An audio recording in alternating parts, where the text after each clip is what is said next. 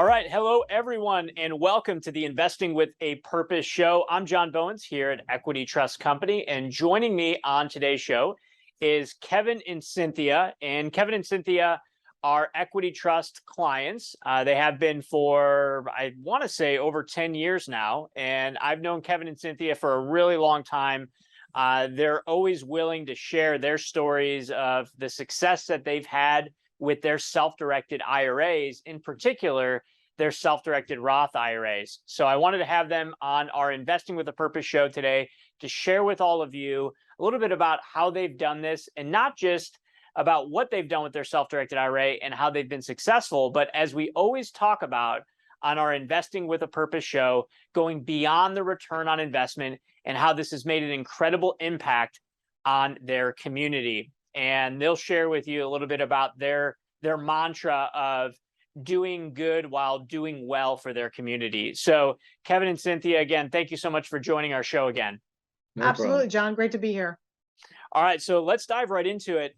Maybe let's start with telling us just a little bit about what you're doing with your self-directed IRAs, in particular your self-directed Roth IRAs. So we've predominantly, over the last years, you've noticed, John, have invested that in real estate, particularly in our community here where we are. We're in about the Metro East St. Louis area. We've been here for, oh gosh, a long, long time. Been doing this for the past, I guess, a little over 10 years now. And what has been really great about being able to do this is, since we can self-direct how the asset and the money is used in those self-directed IRAs, is allows us to buy real estate that's part of our business, which is our certified affordable housing provider, specifically our Path to Homeownership program.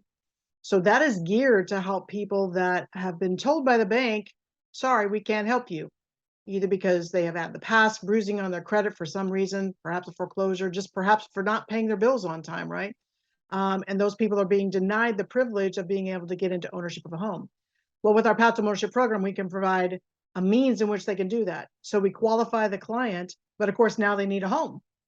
Sometimes we can purchase homes and use that self-directed IRA funds to do exactly that. Put them in the Path to Homeownership to help them now get in a position to eventually own that home the traditional way everybody else does, either with bank financing, or we can actually provide in-house financing for them as well. So we've used those kind of monies to help people do exactly that with our self-directed IRA. And so walk us through a typical transaction that you've done with your self-directed IRA.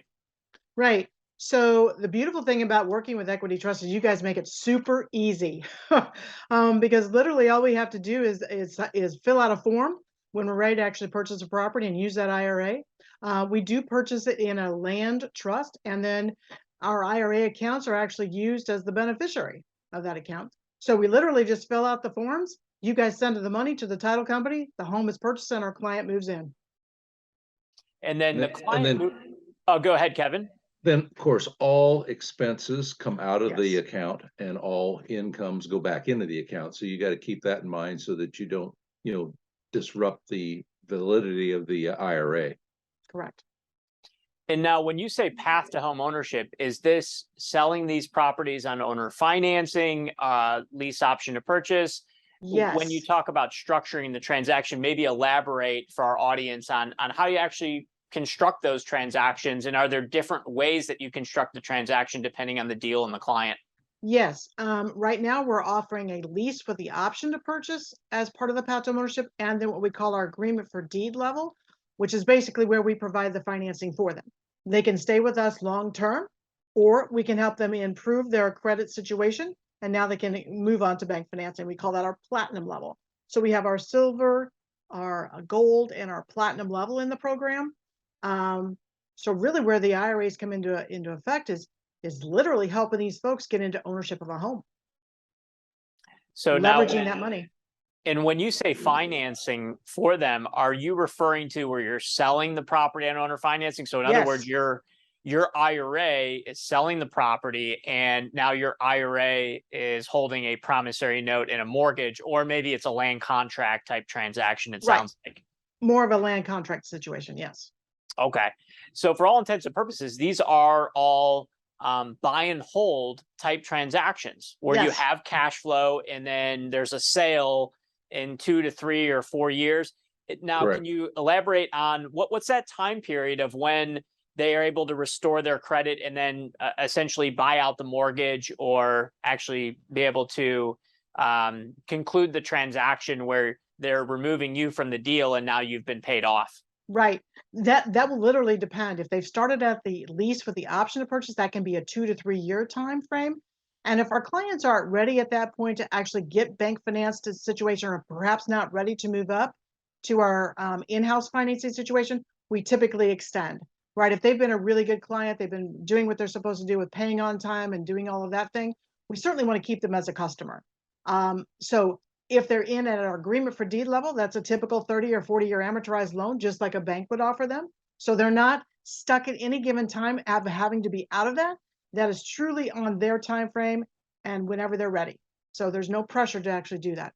Mhm. And now you're doing this primarily with your Roth IRAs, Yes. which is all tax-free income, of course, for our audience out there. The profits are going back in tax-free when they sell the properties or when the properties pay off from their buyers, their borrowers.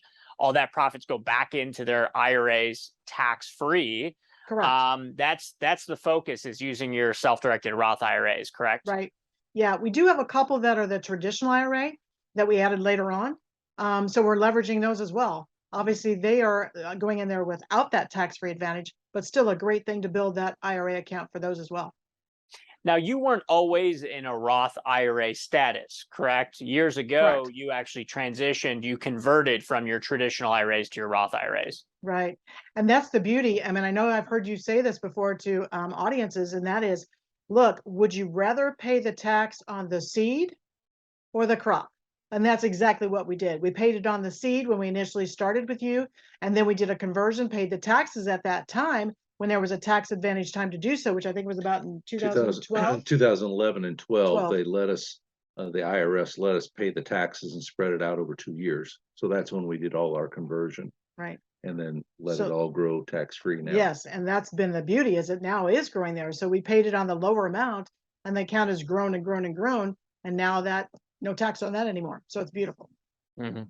And now we'll probably go back to some more tactical questions for our viewers. But to transition a bit, what inspired you, Kevin and Cynthia, to begin self-directing in IRA? I understand that there's a learning curve there, and a lot of our viewers, they go through that process, as you've gone through that process. But what was that, I'll say, stimulus for you to jump in and say, we're going to give this a shot, self-directing our retirement plans?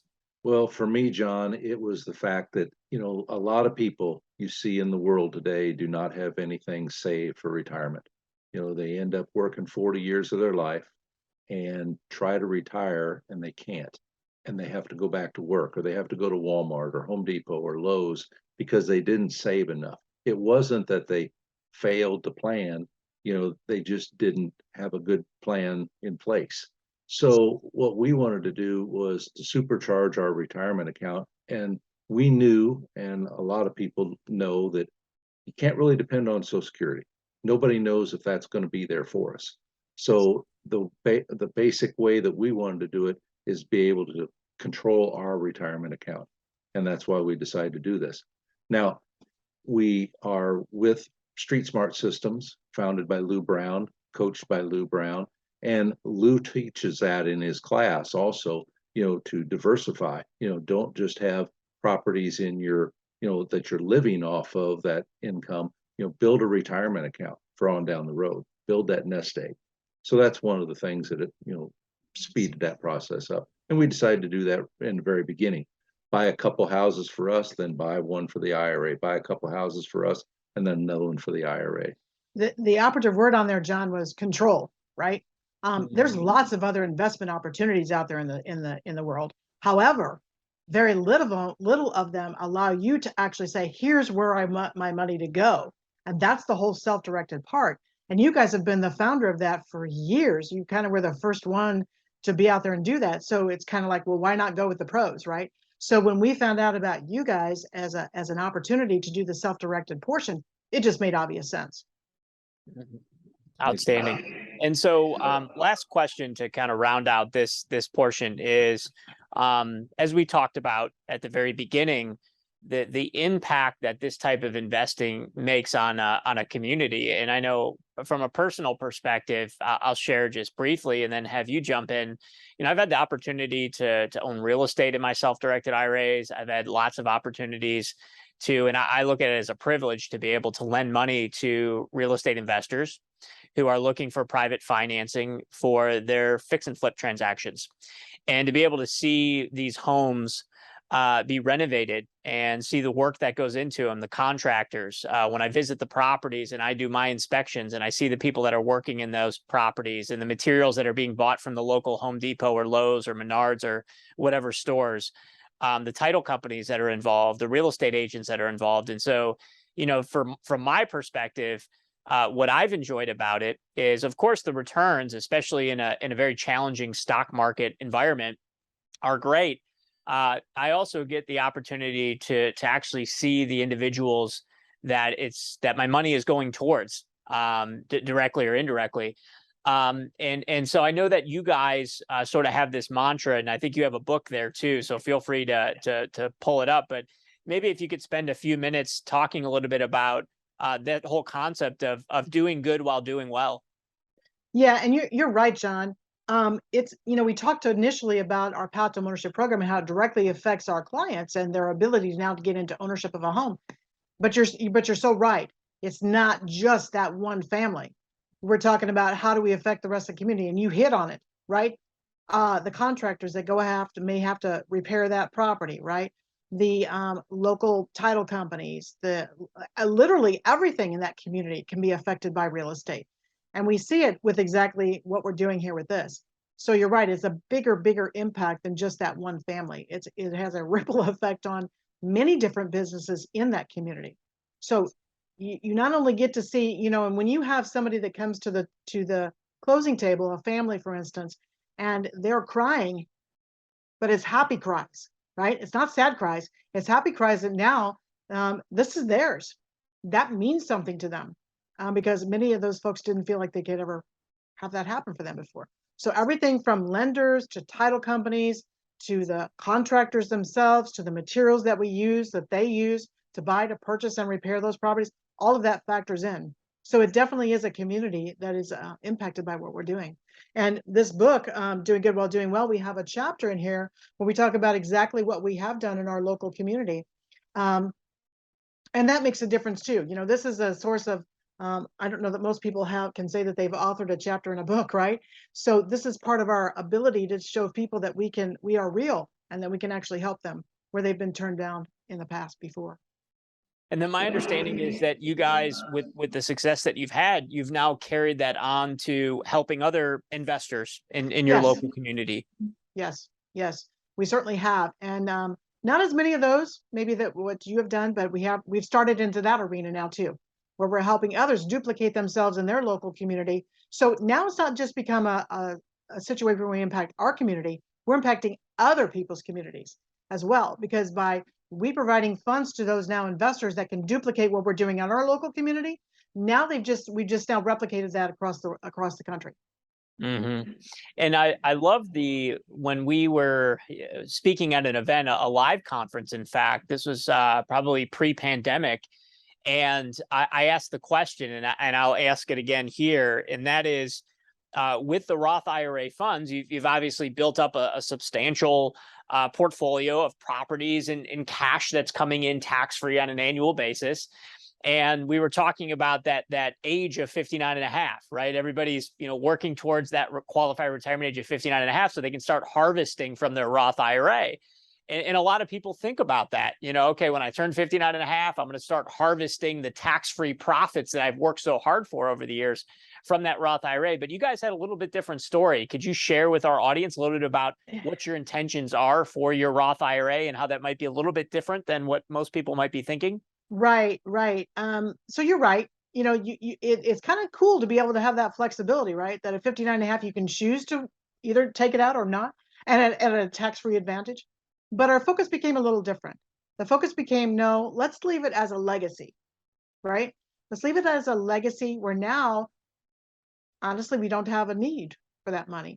So why not let it continue to build and leave it for our family, leave it for our family's family. So it becomes sort of a dynasty and a legacy to give, not just beyond us and our lifetime, but to continue that legacy going to help the community, help the individuals ongoing for as long as possible. So it really has become a legacy now to us. We're not drawing. We are definitely over 59 and a half, but we are not drawing that money out of those accounts. They're just continuing to build for the legacy to continue beyond us. And my understanding is your son is also involved in the real estate investing business as Yes. well. So I would Yes. venture to think that he can help make sure that that Roth IRA with properties and cash flowing real estate assets can continue to live on. That's exactly the purpose. He's very actively involved, and his wife as well. We're hoping to get our daughter more involved over time, but that's been more of a challenge. But I do think that she'll get involved later on too. So absolutely. That's outstanding. Alrighty, so just a couple more questions, and maybe just get a little bit more granular for those that I know want to go a little bit deeper. And we're not going to go too deep in this session. Certainly, for more information and education, we have additional training and information that we could share with you. And I'm sure this isn't the first time our audience will see Kevin and Cynthia, because we've done many other interviews and pieces together. But tell us a little bit about. I know our viewers are anxious to know, how do you find these real estate transactions?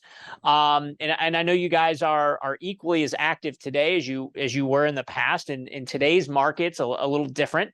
Maybe share with the group a little bit about how you find your investments. You want to take that? Okay. Yeah. So they really come from many different sources, John. If I were to start naming them, sometimes we just get them as referrals. They know that we actually have properties, we have a business, we help people get into ownership of a home. They know obviously to make that really all work together, we do need properties to do that. So sometimes we get referrals. Sometimes we do direct mail marketing. We do that direct mail marketing in a very specific way. It is very targeted to the market. We have other investors, for instance, that know about us. As a matter of fact, our son just purchased a 3-property deal from a local investor. They wanted to be out of the business and decided, look, I just want to be out. They did have some properties they were holding and just were done. So we purchased them that way. We see vacant properties occasionally. One my son did earlier this year happened to be a vacant property. He drove by and he noticed that things weren't changing too much. So he was able to find online the actual seller. The seller was actually in Florida. The property had been vacant for quite a number of years. And so he structured a deal where it was a seller financing deal where the seller actually financed that. So there are many different ways in which we find the deals and many different ways in which we actually do the deal. And again, some of it is private lending. Some of it is, using the self-directed IRA to fund those deals. But finding them can come from a host of different ways. Sometimes they kind of just fall in your lap.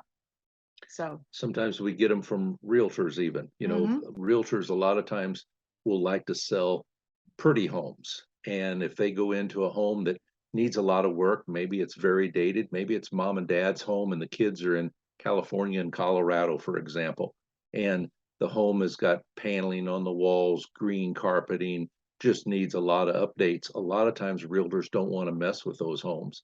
And, if they have somebody like us that they can call and sell it to us and get a commission, they don't have to put it out there on the market, and deal with credit buyers that want to come in and buy it, but they're picking it apart because of what they want to do.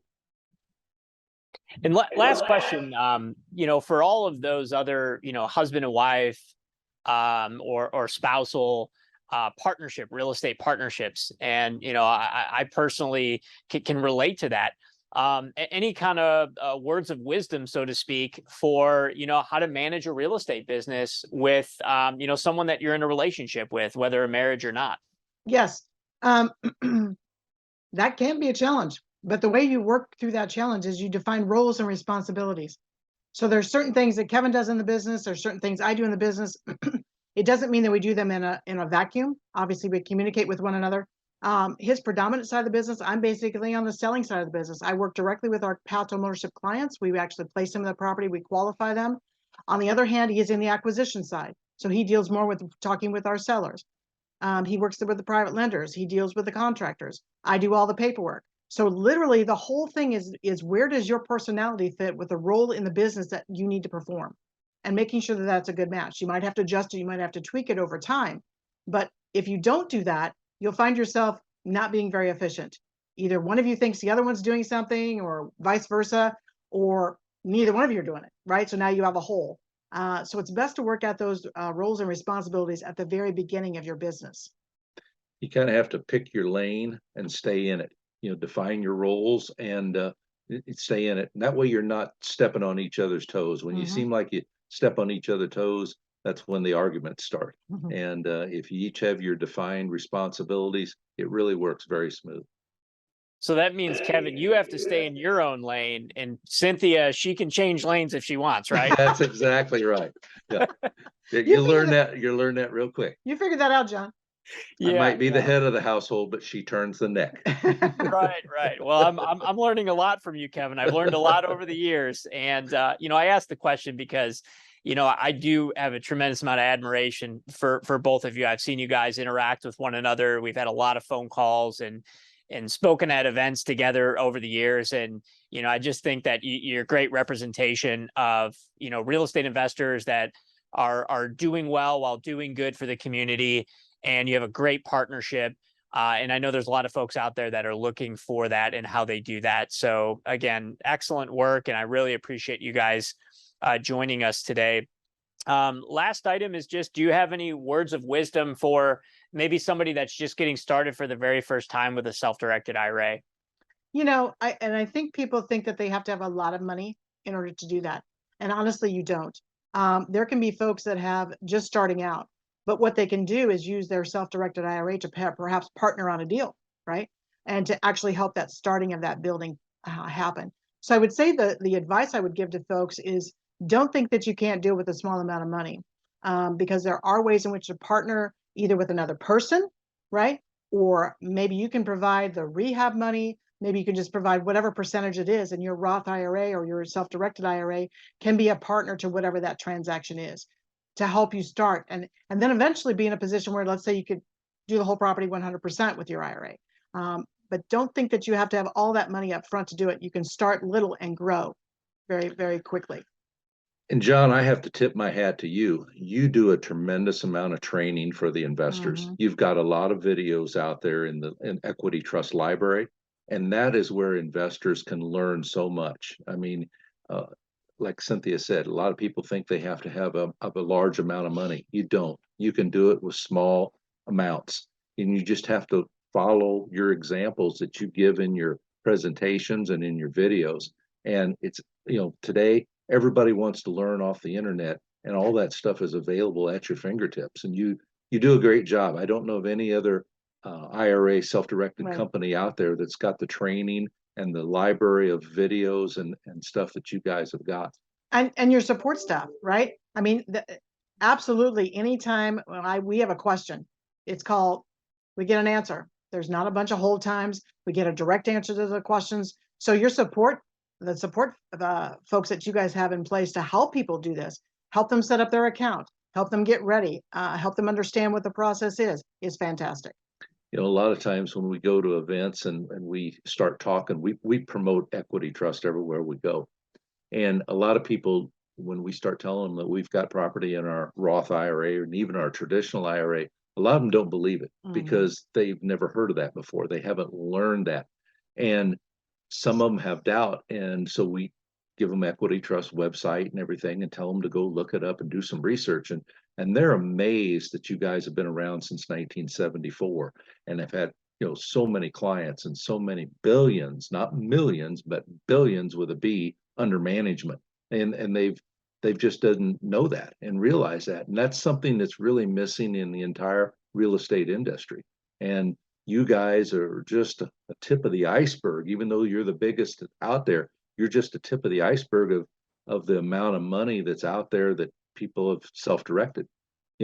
So many people do not realize they can do that and have control with the self-directed IRA. Absolutely. Yeah, you hit the nail on the head, Kevin, with, there's so many real estate investors that I talk to every day as you do that, have been investing for years, and maybe they heard about this whole concept, but they didn't really understand it. And because they didn't understand it, they never took action on it. Right. And Exactly. so, I appreciate you spreading the word of self-directed IRAs. There's no, like I tell people, they say, why don't more people know about this? I say, well, there's no national television campaign about self-directed IRAs. You're not going to be watching the Super Bowl and learn about how you can buy houses with your IRA. It just, it No. doesn't exist. So Right. we do it through word of mouth, and we do it through training and education and videos like this. And you guys have been a big part of that. So we really appreciate that. So I think that's all we have time for today. As always, Kevin and Cynthia, really appreciate you coming on our Investing with a Purpose show. For all of our viewers out there, you can check out other YouTube videos. You can go to our website, trustetc.com, and check out some of our other educational opportunities. Until the next program, keep leveraging compounding interest in the absence of taxation. Thank you. Thank you, John. Thank you.